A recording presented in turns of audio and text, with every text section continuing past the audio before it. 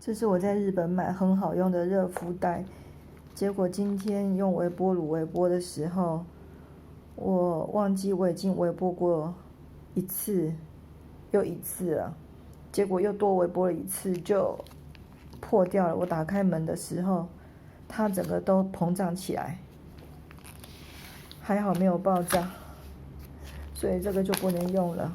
现在冷掉，所以它里面液体凝固了。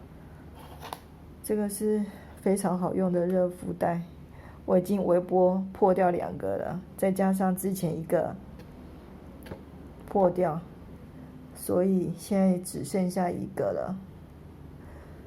这个是它的一个棉布的包装，我真的是太粗心了，好可惜哦。